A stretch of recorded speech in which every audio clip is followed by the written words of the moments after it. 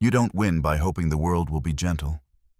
You win by understanding the world as it is and moving through it like a blade through fabric. Clean, quiet, and sure. Not cruel, not loud, just inevitable. This is not a sermon on kindness. It's a confession about power. People don't respond to who you think you are. They respond to pressure, presence, and the stories they tell themselves about you. You can either be edited by them, or you can author the edit. The blueprint is not moral or immoral. It's a set of laws that describe what actually works when illusions stop working. If you've ever felt that sick, familiar ache of being overlooked, underestimated, or underpaid, you already understand the cost of pretending life is softer than it is. So, let's talk about winning without mercy. The kind of winning that slices through noise, self-sabotage, and the pretty myths that keep you obedient. Because mercy toward your own weaknesses is the mercy that kills you. Ask yourself something uncomfortable. What do you actually want to win? Not what looks good on a screen, not what garners applause. What do you want when you're alone and the room is honest with you? Power over your time? Freedom from a person who has you on a leash? Respect so real it doesn't require explanations? Or the quiet luxury of not needing to ask permission ever again? When you know, really know, your spine wakes up and your eyes sharpen. Then the work begins. There are patterns the ruthless understand, and they are colder than slogans. They don't scream, they don't beg. They act according to the physics of influence. The first movement of mastery is silence, the kind that makes other people talk. Never underestimate what people will volunteer if you let silence do the heavy lifting. You think silence is empty, but it's a mirror. People rush to fill it with their plans, their fears, their price tags. Silence pulls confessions like a tide pulls wreckage to shore. Can you sit in it without fidgeting? Can you resist the urge to prove, to explain, to fill the air with nervous facts? Imagine a negotiation where you answered a demand with nothing but presence and time. Who breaks first? The truth is, most people can't tolerate the space between question and answer. They reveal themselves to escape it. On a scale of 1 to 10, how addicted are you to unnecessary explanations? What would happen if you tried quiet instead? Silence is not weakness, it's gravity. It bends desire toward you. It keeps you from saying the thing you'll regret. It makes their words cheaper and yours expensive. Consider the last time you over-explained to earn consideration. Did it work? Or did it teach them that your boundary is negotiable? Would you rather be underestimated for a week or disrespected for a year? The ruthless choice is to be underestimated. It buys you time. It lets you move unseen until the moment is yours. If I told you the sharpest blade in the room is your attention, would you sharpen it or waste it on proving what can be felt without being said? There's another motion that the cunning never ignore. Whoever defines the meaning of a moment controls the moment. It is not the event that decides your fate. It's the story attached to it. Lose a deal? One story says you failed. Another says you've refined your filter. Get ignored? One story says you're not worth it. Another says you're rare and they can't read you yet. The ruthless don't argue with reality. They name it, and everyone else follows. In a tense meeting, while others chase approval, a single sentence from you, calm, slow, definite, can rename the atmosphere. Is this a crisis? Or is this a test of standards? Is this rejection? Or is this selection? In a disagreement, the most powerful person is the one who defines what is actually being decided. If you're always reacting to their label, you're already downstream.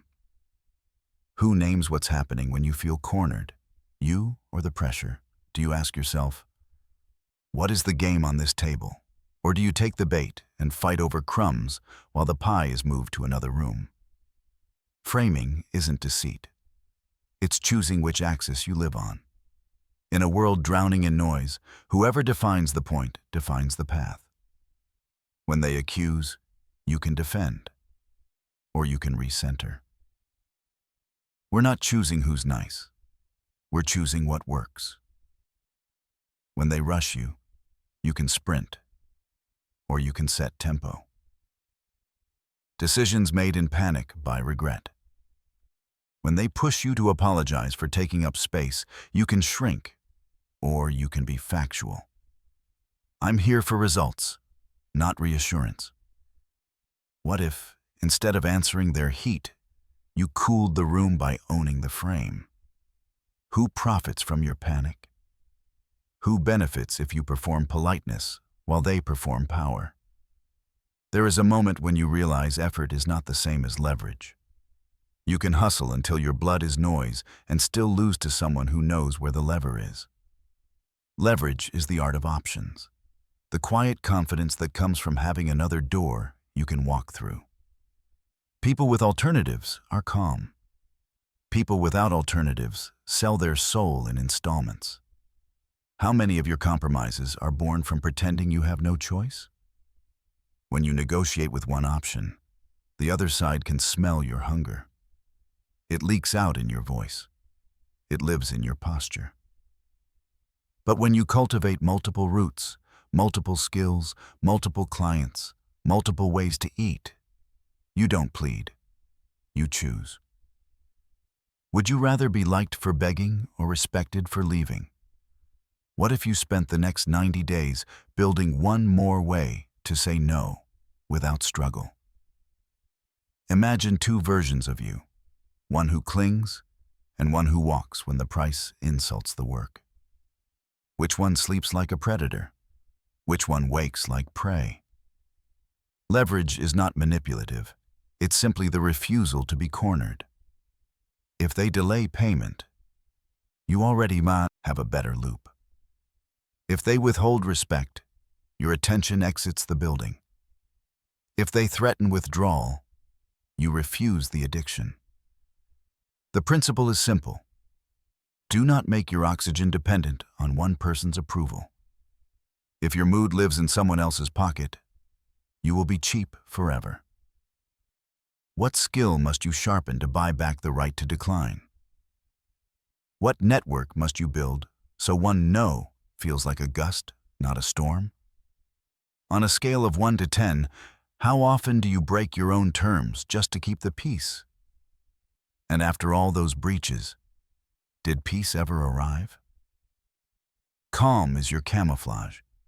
The most dangerous player is the one who doesn't flood. Emotional ice is not numbness, it's discipline. It's the refusal to be baited by provocations designed to make you act before you can think. Anger is a leash, and outrage is a trap painted to look like virtue. Someone posts a jab, and your fingers start typing before your mind is awake. Somebody disrespects you, and your heartbeat writes your script. If they can predict you, they can program you. What triggers have you allowed to wear your name like a collar? What could you do if you owned the 2 seconds after the spark? What if, before responding, you asked yourself, what outcome do I want, and what tone purchases it? Emotional ice isn't inhuman. It's precisely human. It gives you the power to wait, to watch, to move with math instead of heat. When you're flooded, you're a tourist in your own body. When you're cool, you do not need permission to choose. Try this thought experiment. What would your life look like if you enforced a simple law? No reaction under pressure without at least one beat of silence. Count it. Breath in, hold, exhale. Still want to throw a grenade? Or do you see the chessboard now? Would you rather be feared for volatility or respected for composure? Which one keeps doors open? Which one returns calls? People who run at you with fire expect firefights. Show them a glacier. Watch how quickly the temperature changes. Who is controlling the pace? Your impulses or your intent? You cannot be everyone's diary and everyone's meal at the same time. The powerful understand distance, not coldness for its own sake. A calibrated distance that keeps your value from bleeding out in 1,000 explanations. Mystery is not a game, it's a boundary. When you undershare, you're not hiding, you're prioritizing. Your life is not a public park. Your plans are not community property. Do you post every step, then wonder why sabotage finds you? Do you announce your goals to be seen trying, rather than quietly becoming the person who has already done it? Strategic distance protects your momentum from the gravity of other people's anxieties. When you explain yourself to everyone, you invite amateurs to hold a vote on a vision only you can see. What would happen if you stopped narrating every move? Who would be left when the need to be constantly understood goes quiet? Who thrives in that stillness? Your craft, your discipline, your edge, or your old urge to be validated? Scarcity is a force multiplier. Attention given freely is ignored. Attention rationed is pursued. This doesn't mean turning into a statue. It means being choosy with your presence. Make your yes rare. Let time prove your weight instead of words. Ask yourself, when was the last time you stepped back just enough for them to step toward you? When was the last time you were unavailable and watched how quickly they found the energy to meet your price? Would you rather be a perpetual convenience or a considered investment? Which one earns you the room where decisions happen? Patience is an assassin with a heartbeat. Timing is everything because power is not merely strength. It's choreography. You can prepare, you can study, you can build leverage and ice. But if you move too soon, you swing at air. And if you hesitate too long, you swing at nothing. There's a rhythm to the world. People peak and drift, trends heat and cool. Doors unlock for a moment and then rust. The strategist watches for that strobe of opportunity and keeps the blade clean. What if you treated your goals like a hunt instead of a hobby? You'd train in the dark, you'd map the terrain, you'd learn the wind. Then, when the window opens, you'd strike without a speech. Is your habit to announce and delay, or to prepare and execute? Think about the last 3 moments when action mattered. Did you go all in, or did you drown in almost? Decisiveness is a form of mercy to yourself. The longer you linger at a threshold, the more the body forgets how to move. Commitment clarifies. The moment you choose, fear has less to bite. Waiting becomes poison when it's not strategic. If you've gathered silence, framed the field, built leverage, frozen your reactivity, and protected your distance, then timing becomes the final law. You won't need to force. You won't need to threaten. You will move at the moment when effort is minimal and effect is maximal. This is the difference between pushing a boulder uphill and waiting for gravity to do half the work. If you knew the right move was available for just 20 seconds out of the day, would you be ready? Are you training your reflexes to recognize the door when it opens? Or are you numbing yourself with distractions and calling it rest? People romanticize mercy because mercy feels clean. Here's the ugly underside. The mercy you give your hesitation is the cruelty you inflict on your future. The mercy you give to those who repeatedly ignore your boundaries is the self-betrayal that bleeds your respect. Win without mercy doesn't mean crush the innocent. It means stop negotiating with your own sabotage. It means stop sparing the habits that have exposed you to disrespect for years. It means stop forgiving the delays that keep your life on training wheels. Are you being kind? Or are you protecting a comfort that keeps you small? If I asked you to list the 3 habits that are quietly ruining your leverage, would you write them down or defend them? Would you rather hold on to your favorite excuse or build a life that makes it irrelevant? There's a hidden economy running beneath every conversation. Attention is currency, and the one who spends it intentionally compounds. If you scatter it, you wake up broke. If you invest it, you wake up different. Who gets your best hours, your cleanest focus, your peak energy? Does your phone eat first? Do your enemies eat first? Does your past eat first? Nobody teaches you that focus is both a weapon and a refuge. You can choose where the fire burns. Picture your day as a vault, and imagine your future waiting outside it. Would your future look at your schedule and say, "That person is on my side"? Or would it shake its head and walk? There is a tenderness to strength that people misunderstand. The most strategic humans aren't cartoon villains. They don't humiliate. They don't grandstand. They don't need to. Their code is minimal and merciless. Keep promises to yourself. Protect your time like a fortress. Never argue where silence buys you more. Never stay where leverage is a myth, and don't ignite wars you don't need to win. Cruelty is sloppy. Precision is elegant. It leaves fewer scars. Don't confuse hardness with hollowness. You can be warm to the worthy and ice to chaos. What if your standard became simple? I will not destroy what I don't need to, and I will not destroy myself to look gentle.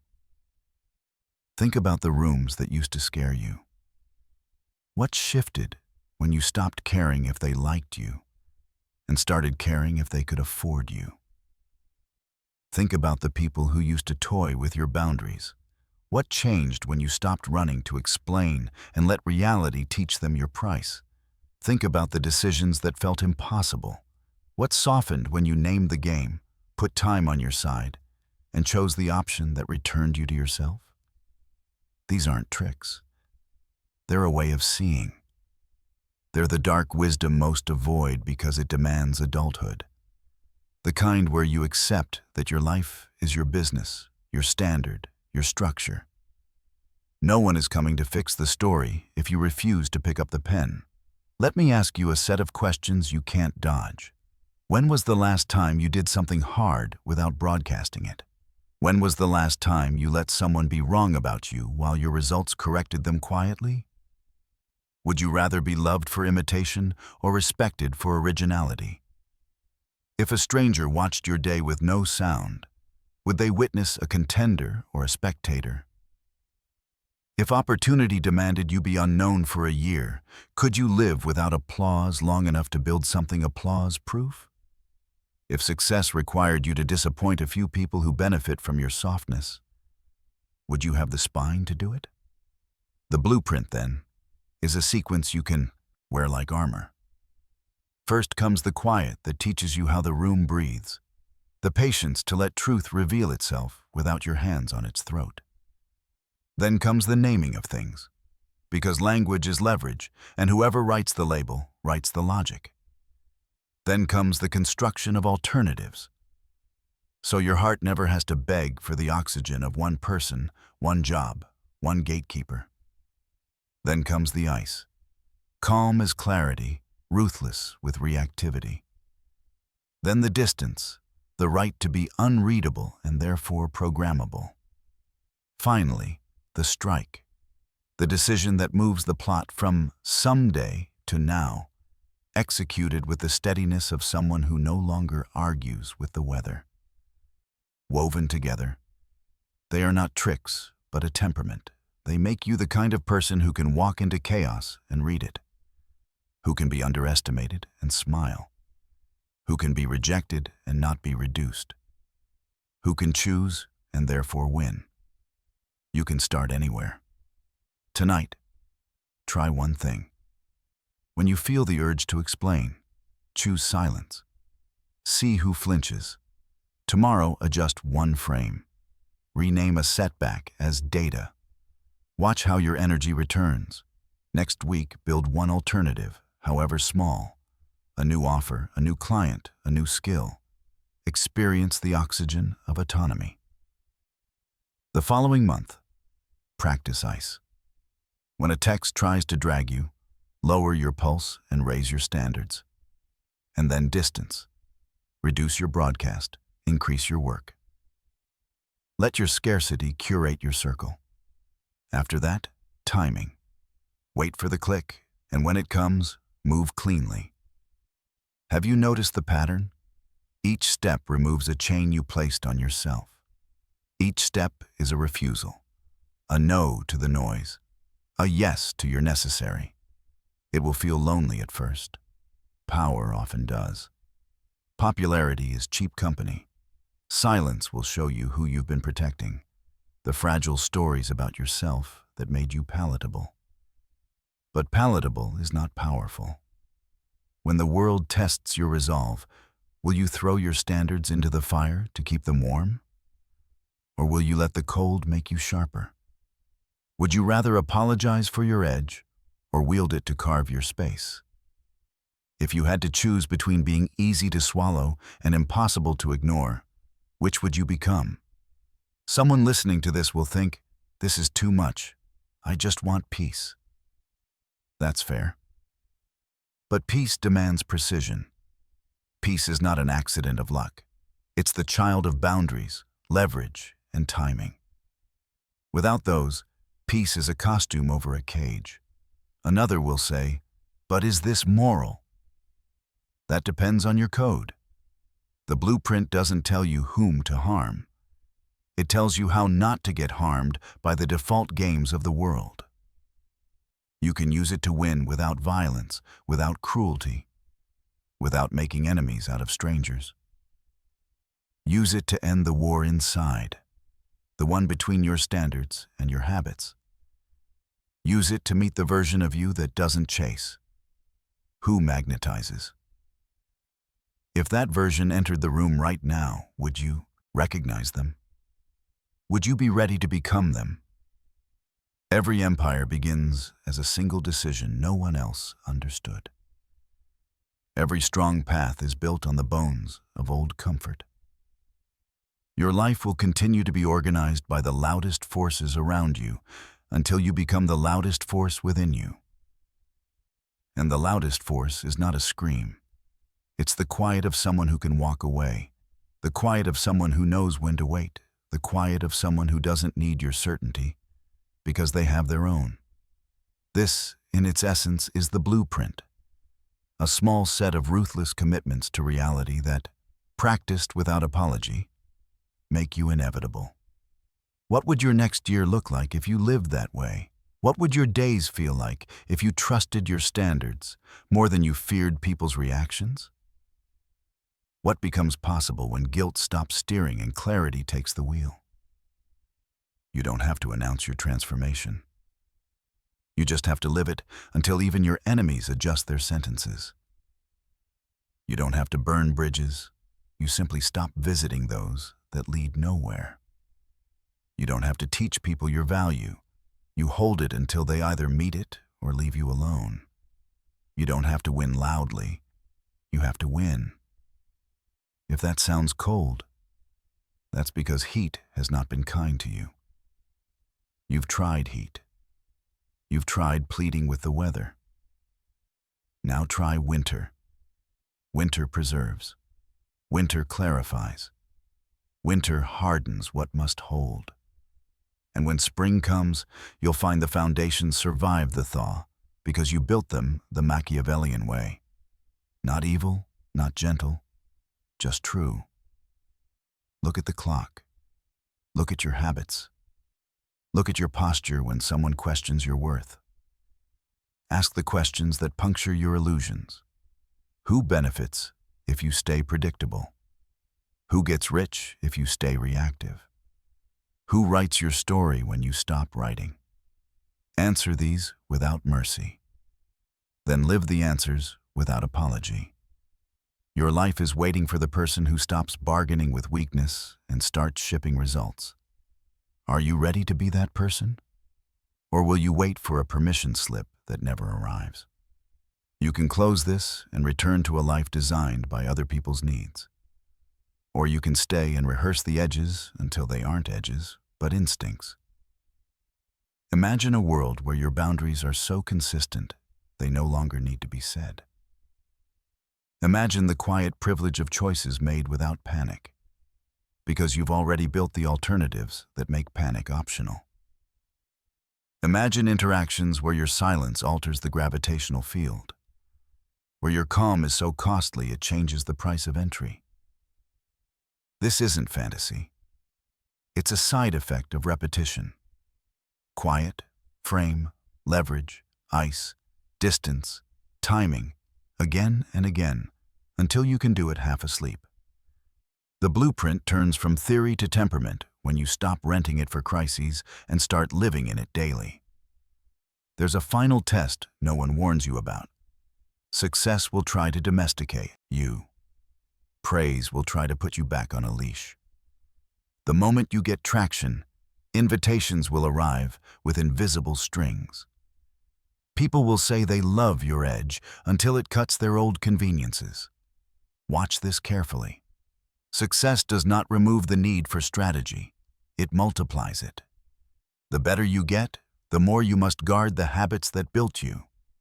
Are you willing to stay ruthless with your calendar when everyone wants a piece? Will you protect your mornings as if they're sacred ground? Will you teach your victories to be quiet so they don't attract thieves? When you feel yourself softening for comfort, will you return to the discipline that carried you when comfort was scarce? Would you rather be momentarily adored or permanently respected? Choose. Every day, choose. Look back at the person you were when this started. Notice the versions of you that needed applause to breathe. Notice how much energy you donated to convincing people you were good, while they measured you by whether you were useful. Good is fine. Useful is currency. Stop trying to win hearts that do not hold keys. Win rooms that hold levers. Is that cynical, or is it simply awake? Is it dark, or is it honest? If the truth offends your illusions, perhaps the illusions were not friends. One last set of questions to brand this into your bones. If you lost your accounts tomorrow, would your skills still feed you? If someone withheld praise for a year, would your standards hold, or would they wilt? If a rival stepped into your lane, would you race them, or would you expand the track? If the price of your next level is letting go of one person who keeps you average, will you pay it? If the choice is between being understood and being undeniable, which will you pursue when the cameras are off? There is a violence to self-betrayal that masquerades as niceness. It keeps you decorous, polite, digestible, and defeated. There is a discipline to self-respect that looks cold from a distance, but up close, it is warm with relief. You sleep, you breathe. You're no longer owned by the whims of strangers. Winning without mercy is, in the end, winning without the permission of your old self. Without the delaying rituals you used to call preparing. Without the cheap sympathy you used to trade for your edge. It's a return to clarity. It's a declaration made without a microphone. I choose reality over comfort. I choose leverage over speed. I choose standards over noise. I choose patience over panic. I choose results over performance. I choose the version of me that doesn't flinch. You will not get applause for this in the beginning. You will be called distant, arrogant, intense. Let them. Results are the only rebuttal that does not waste breath. Eventually, the world reorganizes around those who refuse to bend to the random weather of attention. And if you need a sentence to carry into your next battle, carry this. You are not here to be easy to consume. You are here to be costly to ignore. Breathe. The old you is knocking, asking to be let back in with all the softness that once kept you liked and quiet. Say no. Drift back into the rituals that made you formidable. The silence, the naming, the alternatives, the calm, the distance, the strike. Practice them until your life is proof. Practice them until even you are surprised by how little you need to say. Practice them until you stop hoping for mercy from the world and start giving none to the things that keep you from winning. Win clean if you can, win cold if you must, but never lose to the noise inside you. If this made you think deeply, make sure you like this video, share it, and subscribe for more.